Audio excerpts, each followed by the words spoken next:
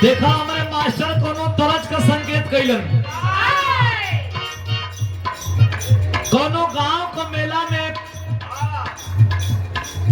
प्रेमी और प्रेमिका को जोड़ा जाता है, मेला देखे और बिचवे में तनी आनी पानी का असर हो गई। तनी सोचना लोग कि तनी आम के पेड़ के नीचे आड़ हो जाए जा, और जितने पानी का बूंदा छुए उतने आम का टिकोरा छुए। आज जब लोग दोनों छुअत बा तब प्रेमिका का स्थिति का भैया,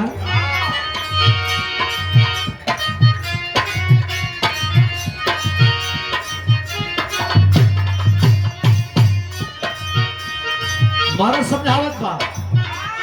अपने प्रेमिका के आप है मास्टर। घेरा ले बाबा दाना सोटतारू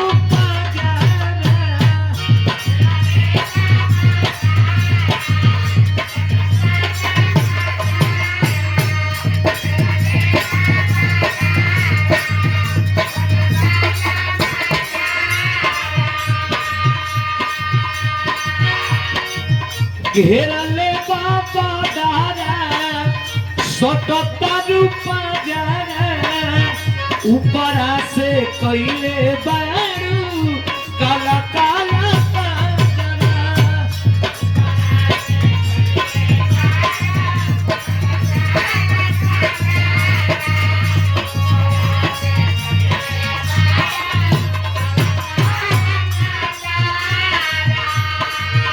एक तो बदरा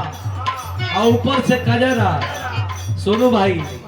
लड़की कह दिया खा, अरे चमक के बिजुरिया ए हो संवरिया,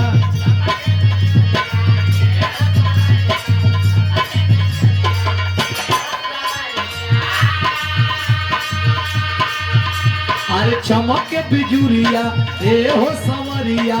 झिम झिम पानी बरसता, अरे बरसता, अरे बरसता।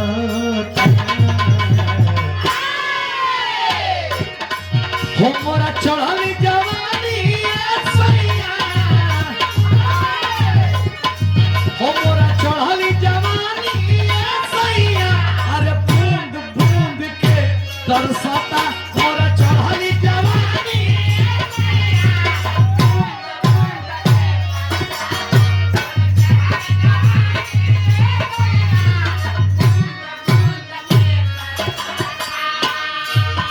एक लाइन प्रेमी बतावत बा, हवा झुरझुर बहता मस्ती में मन रहता,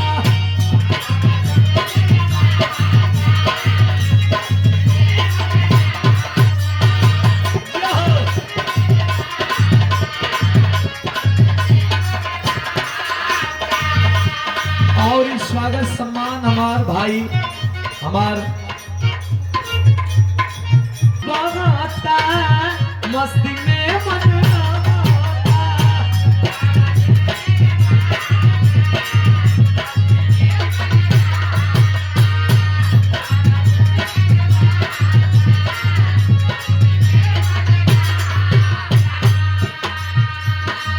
काहे भाषा बुझत नहीं खा,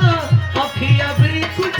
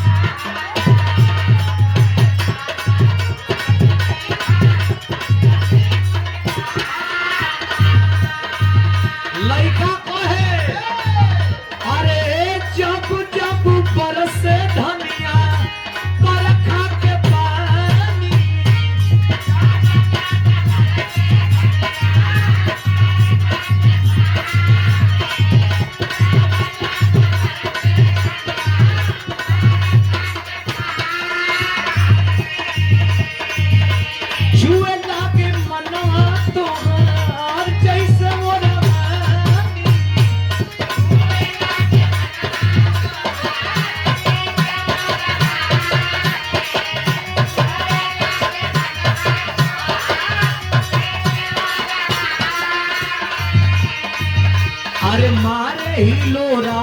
ऊपर नीचे मारे ही लोरा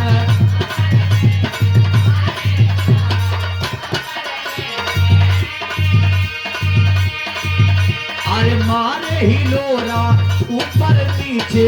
पानी का ठार पत्थर कोता अरे ठर कोता अरे ठर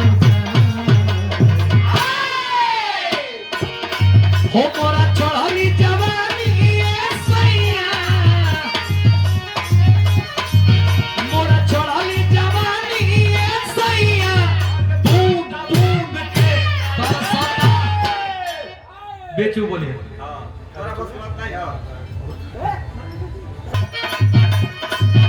अरे मारे हिलोरा ऊपर नीचे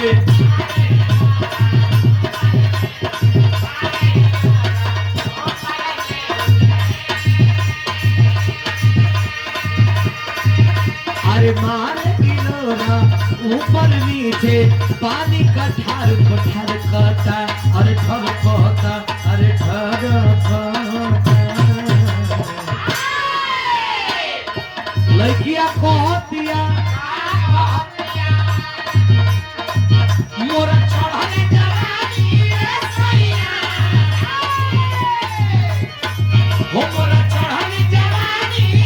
सैया बूंद बूंद के तरसा चढ़ले जवानी सैया बूंद बूंद के तरसा चढ़ले जवानी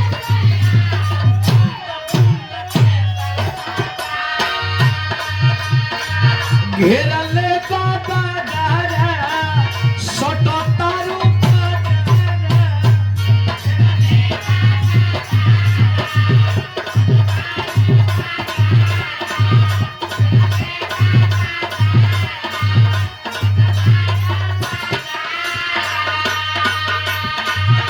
ऊपर से कोइले बाड़ू काला काला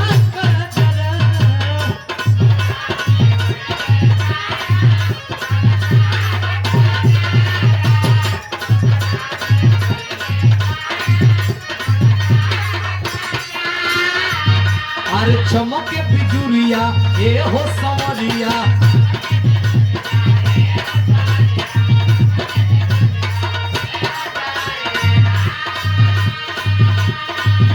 अरे चमके बिजुरिया ए हो सवरिया पानी झम झम बरसता बरसता अरे बरसता मोरा चढ़ल जवानी मोरा चढ़ल जवानी